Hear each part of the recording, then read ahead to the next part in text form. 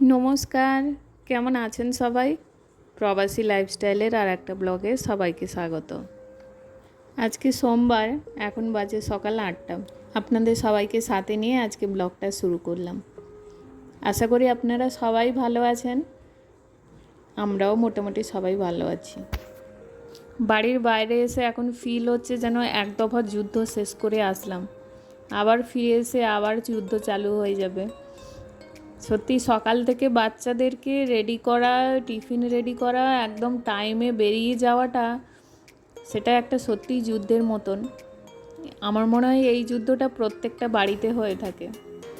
ওর বাবার টিফিনটা রেখে দিলাম, এটা ছেলের।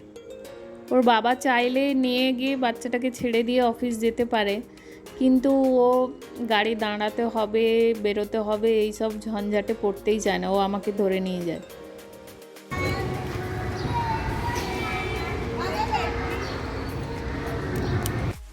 প্রেয়ার চালু হয়ে গেছে, ওই যে ছেলে দাঁড়িয়ে আছে, প্রেয়ার চালু হলে ওরা ঢোকে না, দাঁড়িয়ে থাকে। আজকে এত এখানে ট্রাফিক ছিল, লেট হয়ে গেল।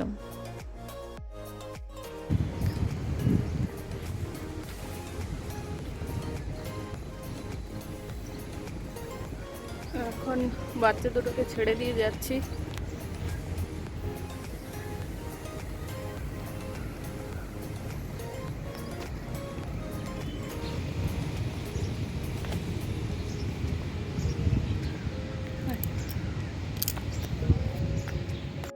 এখন এই রাস্তাটা একটু পায়চারি দেব, তারপরে বাড়ি যাব।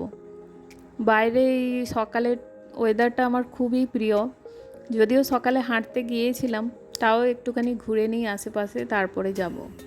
বাচ্চাদের পড়ার প্রতি কিভাবে মনোযোগ বাড়ানো যায় সেই নিয়েই কটা কথা আমি আপনাদের সাথে শেয়ার করব। সবার প্রথমে আমি একটা কথাই বলবো, বাচ্চাদের যে ঘুমের টাইম টেবিল থাকে, ওই টাইম টেবিল অনুযায়ী বাচ্চাদের ঘুমের সাইকেল যেন পুরো হয়। এটা অবশ্য সবার জন্যই প্রযোজ্য। ঘুম যদি ভালো হয় তাহলে সব কাজই ঠিকঠাক করা যায় এবং মন দিয়ে করা যায়, ভালোও লাগে সেটা করতে। বাচ্চাদের ক্ষেত্রে অবশ্যই দেখতে হবে তার ঘুম যেন ঠিকঠাকভাবে হচ্ছে। একদম ছোট বাচ্চা হলে যখন স্টার্টিংয়ে আমরা পড়ানো শুরু করি, তখন কিন্তু একদম বকাঝকা করবেন না। ওতে কি হয়, বাচ্চা ভয় পেয়ে যায়, পড়ার প্রতি ভয় তৈরি হয় যে এই সময়টা এই বইগুলো নিয়ে বসলেই আমাকে বকা খেতে হয়। বাচ্চাদের পড়ার প্রতি ইন্টারেস্ট বাড়াতে হলে তাকে পড়াটাকে ভালোবাসতে শেখাতে হবে, আর সেটা আমরা শুরু থেকেই এই জিনিসটা আমাদের ফলো করতে হবে। খেলার ছলে বাচ্চাদের পড়ানোর বেশি চেষ্টা করবেন। যখন ছোট বাচ্চারা থাকে তখন এই খেলার ছলে যদি আমরা পড়াতে থাকি, আমরা প্রথমের দিকে কি শেখাই, বিভিন্ন জিনিসের নাম শেখাই, কালার বলুন, কোনো ভেজিটেবলস, ফ্রুটস, বিভিন্ন শেপ। তো এইগুলো যদি আমরা বাড়ির কাজের মধ্যেই কাজ করতে করতে ওকে বিভিন্ন শেপ শেখালাম বা কালার শেখালাম, ABCD প্রথমে ছড়ার সাথে ওর সাথে বলুন, আপনিও বলুন, তো ওতে কি হয়, ও ছড়াটাই শিখলো প্রথমে। একবার যদি বাচ্চাকে বুঝিয়ে দিতে পারেন যে পড়াটা খুব ইন্টারেস্টিং, অনেক মজার জিনিস আছে, অনেক কিছু শেখার আছে, তাহলে একবার এই জিনিসটা ওর মধ্যে ঢুকে গেলে ও কিন্তু পড়তে খুবই ভালোবাসবে। বাচ্চাকে পড়ানো বা শেখানোর কাজটা বাড়ির সেই মেম্বারেরই করা উচিত যার পেশেন্স খুব বেশি, মানে অল্পতে রেগে উঠবে না, খুব ধৈর্য সহকারে যে শেখাতে পারবে তাকে দিয়েই পড়ানোটা শুরু করা উচিত। কোনো কিছু মুখে মুখেই বলতে দিলেন বা লিখতে দিলেন, যাই করুন, প্রথমে বাচ্চা যখন আপনার কাছে প্রেজেন্ট করবে যে আমি এইভাবে বলেছি বা করছি, আপনি প্রথমে ভুলটা ধরবেন না, প্রথমে প্রশংসা করবেন যে বাহ, তুমি খুব সুন্দর করেছো তো, বা তুমি খুব সুন্দর বলছো তো। তারপরে বলতে হবে এখানে মনে হয় যেন কিছু একটা ভুল হয়ে গেছে, আমার তো মনে হচ্ছে, দেখি দুজনেই খুঁজে বের করি। তো এমনি করে মানে মজার ছলে স্টার্টিংয়ের দিকে ছোট বাচ্চাকে এইভাবে করবেন, দেখবেন ওর খুব মজা পাচ্ছে এবং বারবার এই পড়া খেলাটাও করতে চাইবে আপনার সাথে। তো এটা পেশেন্সের সাথে করতে হবে। ছোট বাচ্চাদের প্রচুর স্টোরি বই কিনে দেবেন, আপনি সাথে পড়বেন বা তাকে পড়তে দেবেন। স্টোরি বই থেকে বাচ্চাদের পড়ার প্রতি আগ্রহ অনেক বাড়ে, এটা প্র্যাকটিক্যালি আমি নিজেও দেখেছি। স্টোরি বই পড়লে বাচ্চাদের বিভিন্ন রকম গল্প জানতে পারে এবং গল্পের ছলে অনেক কিছু শিখতেও পারে। প্র্যাকটিক্যাল লাইফের সাথে কানেক্ট করাবেন। একটা ধরুন গল্প বললেন, সেটা আবার প্র্যাকটিক্যাল লাইফে কিভাবে হয় সেটার উপরে আপনি তাকে নলেজ দেবেন। এই জিনিসগুলো থেকে ওদের শেখার প্রতি ইন্টারেস্টটা খুব বেশি হয়। পড়াটা যে কেন গুরুত্বপূর্ণ সেটা বাচ্চাকে গল্পের ছলে আপনাকে বোঝাতে হবে। ছোট বাচ্চা হলেও আমরা মনে করি যে ছোট বাচ্চা ও আর কি বুঝবে, কিন্তু না, আপনি গল্পের ছলে বাচ্চাকে শেখাবেন যে পড়াটা প্রচুর ইম্পর্টেন্ট জিনিস। বাচ্চাকে এমন একটা জায়গায় পড়তে বসাবেন সেখানে যেন বেশি চিৎকার চেঁচামেচি না হয়, সেখানে মোবাইল টিভি যেন না থাকে। আপনি আর বাচ্চা থাকবেন, সেখানে গল্পের ছলে আনন্দে মজা করে পড়াবেন, দেখবেন বাচ্চা ভালোবাসবে পড়াকে। দেখুন, কে ফার্স্ট হবে কে সেকেন্ড হবে ওই জিনিসটা বার করে দিয়ে আমাদের প্রথম লক্ষ্য হবে যে বাচ্চাকে পড়াটার প্রতি ভালোবাসা তৈরি করা। কিন্তু নর্মালি আমরা কি করি যে বাচ্চাকে এমনভাবে পড়াবো যেন ফার্স্ট হয়ে যায়, সবার থেকে ওর নাম বেশি হয়। সব বাচ্চার মধ্যে ওই ট্যালেন্ট থাকেও না যে ও ক্লাসের মধ্যে ফার্স্ট হবে। কিন্তু আমরা যদি পড়ার প্রতি ওকে ভালোবাসাটা তৈরি করি, ও যেইটুকুই শিখুক, যতটুকুই শিখুক, ভালোবেসে শিখবে। আর একটা জিনিস খুব ইম্পর্ট্যান্ট, ছোট বাচ্চারা যখন আমাদেরকে হাজারো কোশ্চেন করে, এটা কি, ওটা কি, ওটা কেন, এটা কি হয়েছে, তো প্রত্যেকটা কোশ্চেনের অ্যান্সার দেওয়ার চেষ্টা করবেন।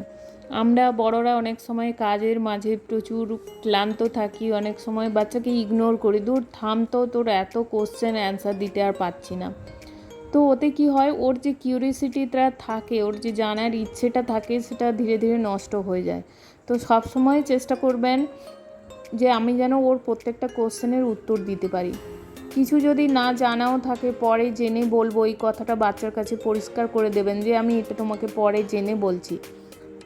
মাঝে মাঝে আপনি বাচ্চাকে কিছু কোশ্চেন জিজ্ঞাসা করুন, সেটা বই থেকে হতে পারে বা বাইরের কোনো ধরুন নেচার থেকে হতে পারে, যে ধরনেরই কোশ্চেন হোক আপনি ওকে জিজ্ঞাসা করুন এবং ওকেও বলুন যে আমাকেও কোশ্চেন জিজ্ঞাসা করো।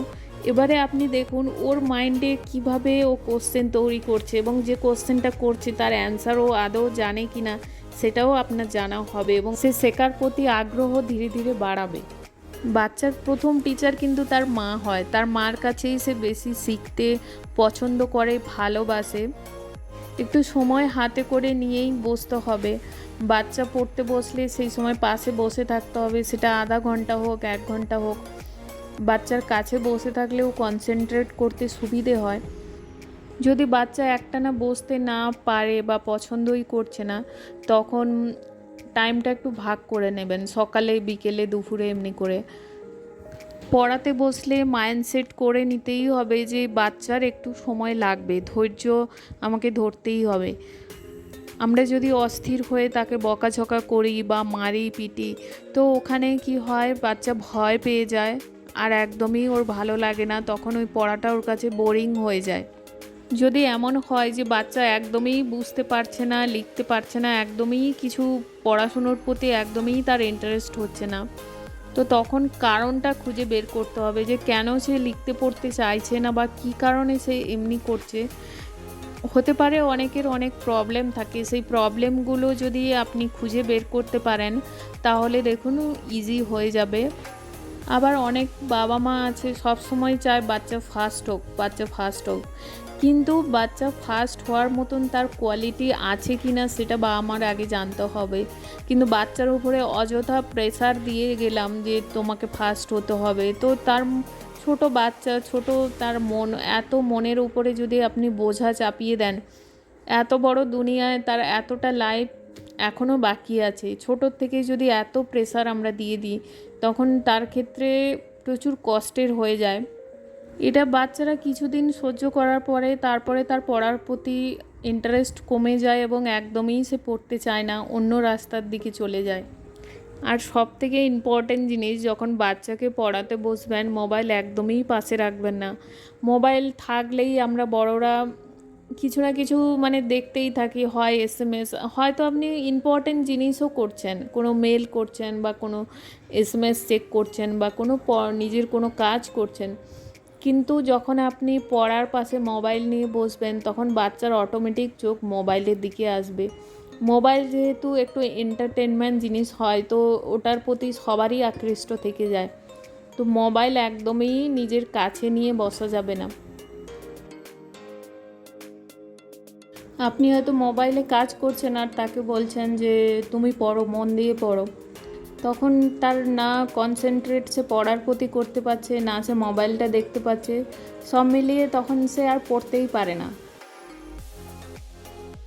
আবার অনেকের মুখে আমি শুনেছি বাচ্চা ছোটো থেকে খুব ভালো পড়াশুনো করছে, ঠিক একটু বড় হয়েছে যখন তারপরে তার পড়ার প্রতি আগ্রহ কমে যাচ্ছে। এটারও অনেক কিছুই কারণ হতে পারে অতিরিক্ত প্রেসারের জন্য। আমরা প্যারেন্টরা অনেক সময় কি করি, বাচ্চা ভালো রেজাল্ট করছে, মোটামুটি সে তার মতন করে যথেষ্ট চেষ্টা করছে, কিন্তু আমরা আরও ভালো করো, আরও ভালো করতে হবে তোমাকে, এই প্রেসার বাচ্চার উপরে দিয়ে ফেলি এবং সে যে রেজাল্টটা নিয়ে আসছে সেটাতে আমরা হ্যাপি হচ্ছি না। 2 নাম্বার কেন কম হলো, 1 নাম্বার কেন কম হলো, সেই নিয়ে তার উপরে প্রেসার ক্রিয়েট করছি। ওতে কি হয়, বাচ্চার মন ভেঙে যায় যে এত কষ্ট করে এতটা নাম্বার পেলাম, সেটা চোখে পড়ছে না, কিন্তু 1 নাম্বার কম পেয়েছি সেটা নিয়ে এত কথা আমাকে শোনাচ্ছে। তো তখন ধীরে ধীরে পড়ার প্রতি আগ্রহ কমে যায় বাচ্চার। এই জন্য অনেকেরই কমপ্লেন থাকে যে বাচ্চা একটু বড় হওয়ার পরে আর পড়ছে না, আগে ভালো রেজাল্ট করতো এখন আর করছে না। তো দেখুন, নিজেরাই খুঁটিয়ে দেখুন যে আপনি মন থেকে তাকে সাহারা দেওয়াটা কি কমিয়ে দিয়েছেন। মানে বাচ্চা যেই রেজাল্ট নিয়ে আসুক না কেন, প্রথমে তাকে অ্যাকসেপ্ট করুন, তারপরে ভুলগুলো নিয়ে ডিসকাশান করুন যে কোথায় ভুল হয়েছে, কেন হয়েছে, তুমি নিজেই খুঁজে বের করো। না করে যদি আমরা চাপাচাপি করি যে কেন ভুল করলি, এগুলো তো সব পড়ে গিয়েছিলিস, কেন ভুল হলো, তুই একদম মন দিয়ে করিস না, বাবা মা যদি তাকে অ্যাকসেপ্ট না করে, সেখানে কিন্তু মন প্রচুর হতাশ হয়ে যায় এবং সেখান থেকে পড়ার প্রতি অনীহা তৈরি হয়। এই বর্ষার সময় কটা দিন প্যাকেটে ছিল সুজিগুলো, তাই জন্য একটু যেন ডোলা পাকিয়ে গেছে। আমি একটু গ্যাসে গরম করেই রাখবো যাতে এতে আর পোকা টোকা না আসে। আজকের ব্লগটা তাহলে এখানেই শেষ করছি। ভালো থাকবেন সবাই, সুস্থ থাকবেন, দেখা হবে নতুন আর একটা ব্লগে। আর আমার এই ব্লগটা ভালো লাগলে লাইক আর সাবস্ক্রাইব করে দেবেন।